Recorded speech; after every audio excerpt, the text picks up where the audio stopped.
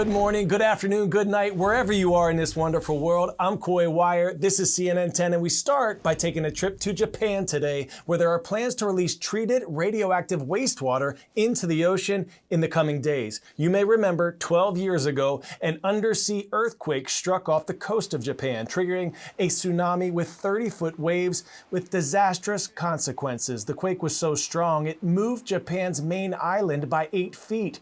More than 20,000 people died or went missing. The earthquake and tsunami also cut power to the Fukushima Daiichi nuclear plant. Nuclear reactors need water to stay cool and prevent meltdowns, but at the Fukushima Daiichi plant, those cooling systems started to fail. Reactor cores overheated and contaminated water inside the plant with highly radioactive material. It was Japan's worst ever nuclear disaster, and it took years for the government to lift evacuation orders near the site. Japan was also left with tons of radioactive wastewater, which it has stored and treated over the past decade. Now the country says it's running out of space for the material, and it plans to start releasing treated, diluted wastewater into the Pacific Ocean as early as Thursday. There are third parties involved to monitor the release, including the International Atomic Energy Agency. That's the United Nations nuclear watchdog, so to speak. But many remain uneasy and fear the contamination has already led some shoppers in parts of Asia to stock up on items like salt and seafood. Here's CNN international correspondent Anna Corin for more. A toxic blight on Japan's coastline, rising like a monument to the memory of nuclear disaster and bottling up its dangerous legacy.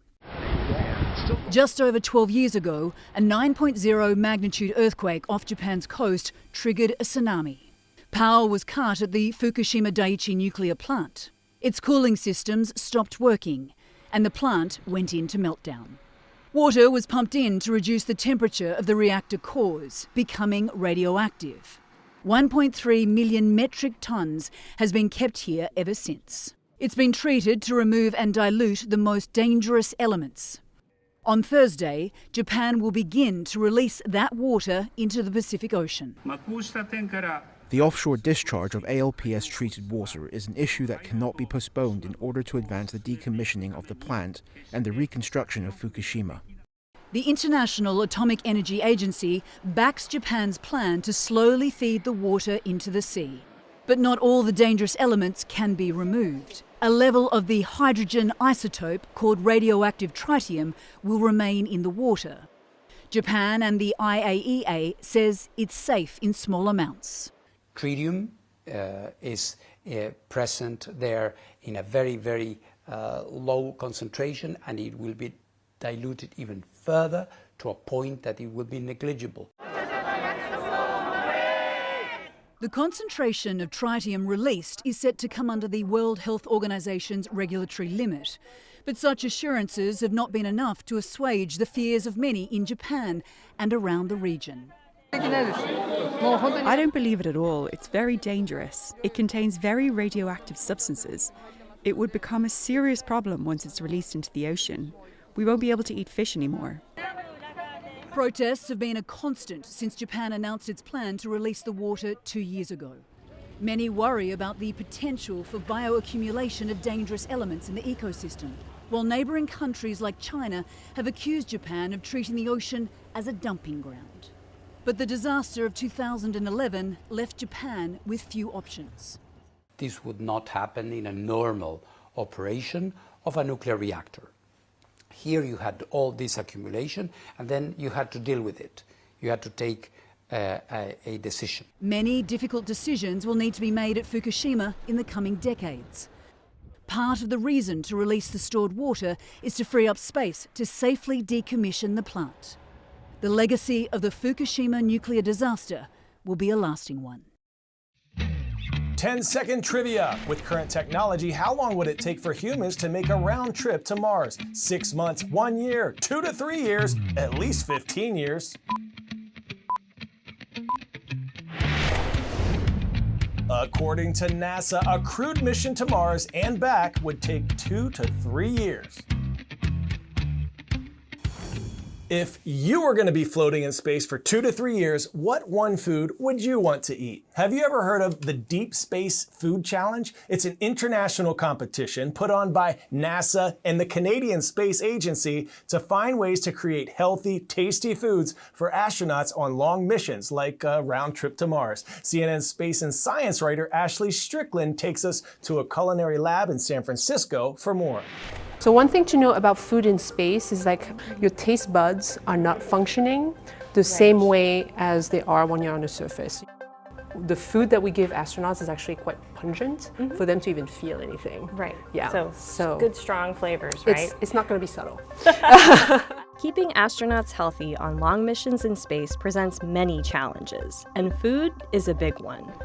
Fanon Bagley is the co-founder of Nonfiction, a design firm that is one of several finalists in a NASA and Canadian Space Agency competition called the Deep Space Food Challenge. So going to Mars is going to take 2.5, 3 years round trip, and astronauts can only eat so many freeze-dried, rehydrated food before they go crazy. So what are some of these greens that we're seeing here? Yes, so this is an aeroponic garden. So you can see some baby bok choy, you can see some like butter greens. Nonfiction calls this a culinary lab. It's a working mock-up of a modular unit that can fit into a spacecraft. It grows food, has a coffee maker, and can even grill meat. As we all know, open fire is frowned upon in space.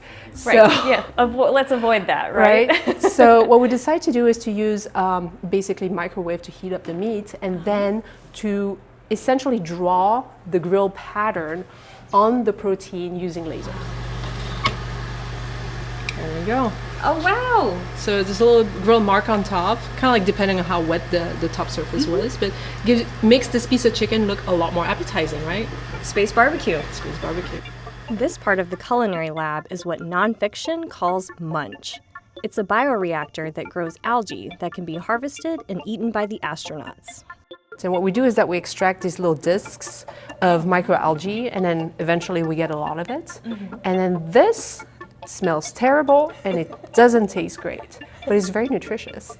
So what we do is that to hide the flavor, we actually mix it with a lot of different types of ingredients here. You are in a silicone bag and then you mix it up, and then it ends up as balls like this. And you can keep these for 2 or 3 days. They'll still taste pretty fresh. I feel like I'm gonna have a special meal here. There you go.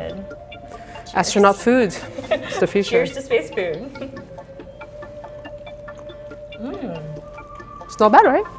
Smells really good. We got the peanut butter and the oats. It's a really nice texture. That's delicious. I could eat this all the time. That's really good. It's not just that intrepid spacefaring humans need food to stay alive.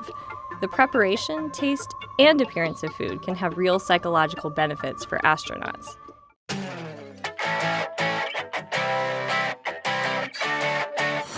And for today's story, getting a 10 out of 10, a fur baby that created quite the brouhaha. Meet Chicken Cutlet, also known as Chicky. This golden retriever nearly nixed her owner's nuptials, a dream wedding in Italy, when she chewed up a passport just before the trip. Fortunately, the groom-to-be was able to get a last-minute appointment at a passport office with help from a senator and a congressman who heard about the couple's predicament. Winner of #YourWordWednesday is Mr. Jose Antonio from Spain for submitting brouhaha, a noun meaning a loud, chaotic reaction to something. Well done. Now to our favorite part of the day, you. Today's special shout out goes to Bullitt Central High School in Shepherdsville, Kentucky. Go Cougars. Thanks for subscribing and commenting on our CNN 10 YouTube page with your shout out requests. And hey, put your teachers' names in there too.